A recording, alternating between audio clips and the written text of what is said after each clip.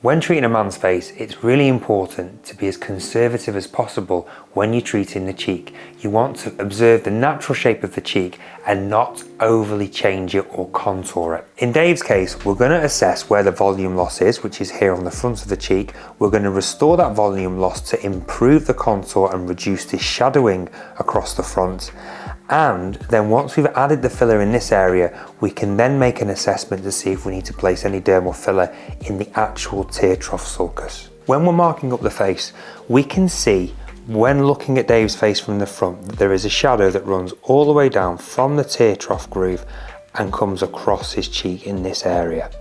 And we can also see that the main area of volume loss in his cheek is in this V-shaped area here. What we're going to do is place dermal filler along this line in specific points, but trying to address the areas where it's most concave, as in it's most hollowed out.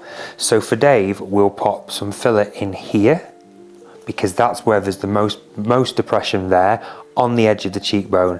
And then we'll also place some filler a little bit further down on this point, and then 1 centimeter up onto this part of the cheek here. By treating those 3 points, we should get good lift, keep a natural result, and support the tear trough from below. I've now marked up the left hand side and you can see more clearly where those points are.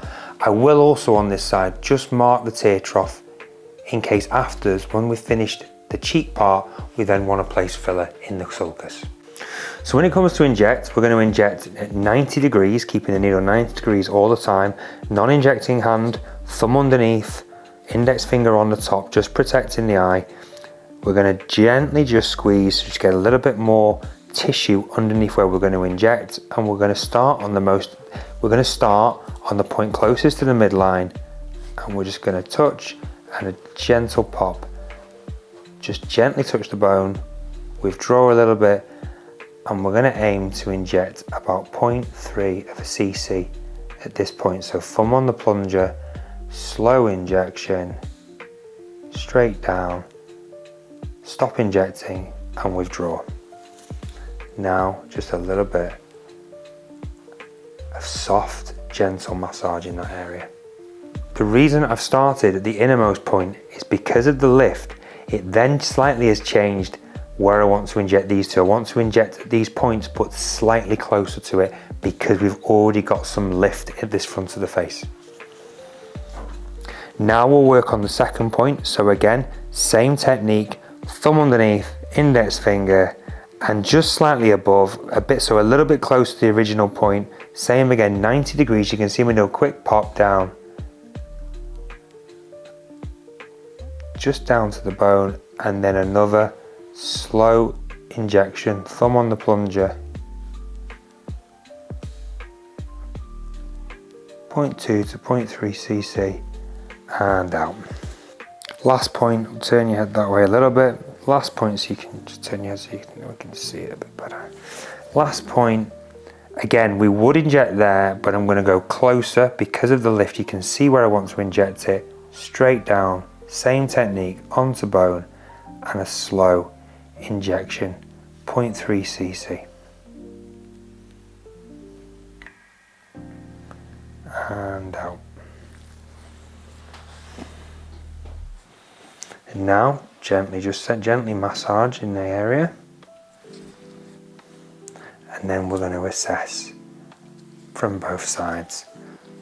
But I think that is the perfect amount in that area. So we've treated the right hand side, got a great result.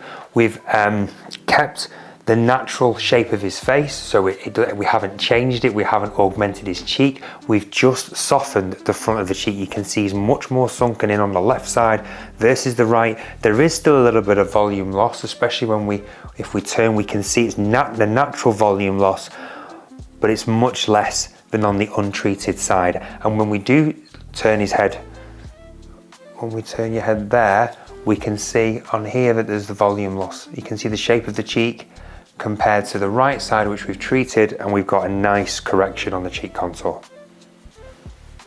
Now we've completed the right hand side, and I'm happy that we've put enough dermal filler on the right hand side and supported the tear trough. Looking at it now, I think that we should definitely add some filler directly into the tear trough sulcus, but just a very, very small amount, maybe 0.2 cc or 0.25 cc of Mildly Precise. And we'll do that now and then show the difference between the fully treated right side versus the untreated left side. So when we're placing the filler in the tear trough sulcus, we'll obviously use a cannula. I always use a cannula in the tear trough sulcus. We're using a 50mm or 5cm length cannula. It's a 25 gauge. If we mark it up here, about 5cm, where we traced the original tear trough, we'll make our cannula entry point about 5cm along the point on the cheekbone. So when we're doing the tear trough, first thing is to make our entry point for the cannula. So we've got our needle, we know where we're going to make the point. We're going to use our non-injecting hand, thumb and forefinger again. We're going to pinch the tissue gently, support the tissue, lift it up, and then a shallow entry, so 15 to 20 degree entry angle. And remember to point the needle in the direction of where you want to place the filler, towards the corner of the eye. So little touch and a quick confident injection in, 4mm in, and then keeping this tissue supported here, I'm just lifting the needle up a little bit to widen the entry hole. I'm not moving the end of the needle around inside, so there's no risk of trauma or bruising. We're just putting some pressure on the entry hole so we can get that cannula in easier, and this will make your life a lot easier, so don't rush it. And then withdraw the needle. We've now got the Mildly Precise with the cannula ready, and we've primed the needle so it's ready to go.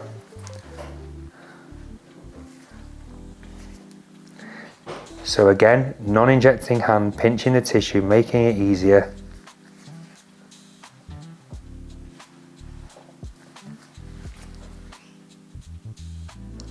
And then if you can see, it slides in, and if you just turn your head a little bit towards me, and then that's it. If you keep your eye open while I'm doing this injection, Dave.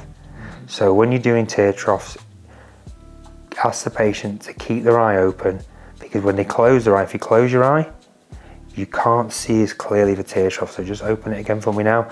So we've advanced the cannula in, we've kept it deep. I've used my index finger to guide me on the depth. I can feel the tip of it is just 0.5 centimetre to 1 centimetre away from the very corner of the eye here.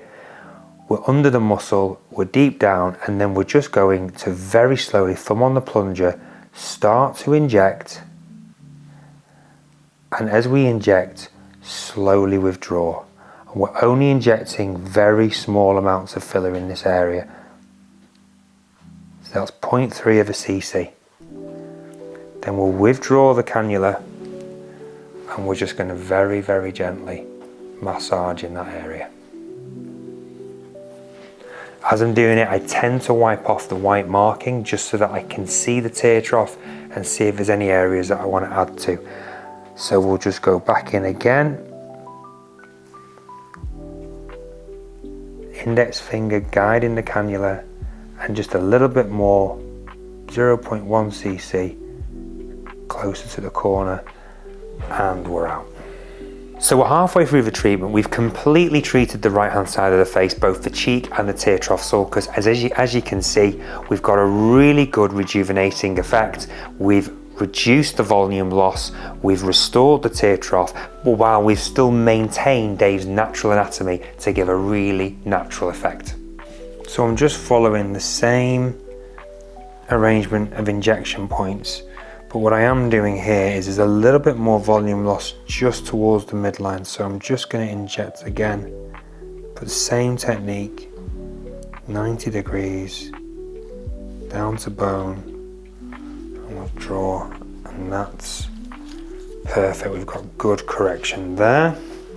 We're just massaging a little bit to make sure it's really even.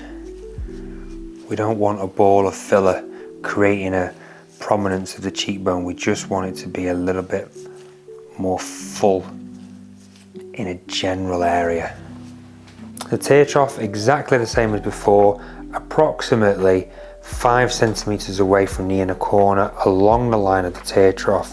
So pinch the tissue, support it, shallow angle, 4 millimeters in. Keep holding the tissue in your non-injecting hand and lift up. Don't rush.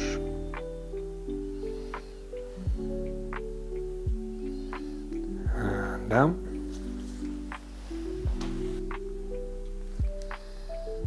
So again, advance the cannula up. Just keep your eye open for me, that's it. Feeling the depth. Nice and deep. 1 centimeter away from the inner corner. Thumb on the plunger. And a slow injection.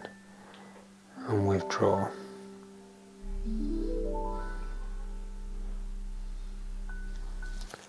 And then we're just reassessing, still a small amount of volume loss just there.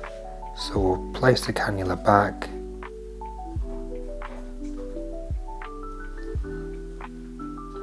Just underneath this area here. And a small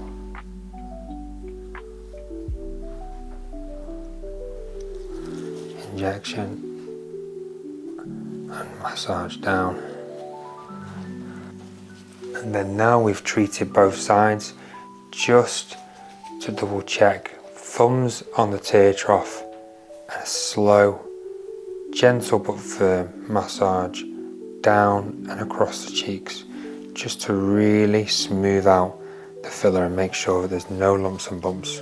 So we've completed the treatment. I'm really pleased with the result. We've put the dermal filler in the cheek area, in the front of the cheek and in the tear trough sulcus. We've got a great result. It's rejuvenated the under eye area. We've restored the volume loss, but it's given a really natural result because we've been conservative to his anatomical face shape and structure. If we look at how much we've used, we used 1 cc of Miley volume on each of the cheek area in this malar region here. We split that up into 3 injections, 0.5 cc and then 2 smaller ones here.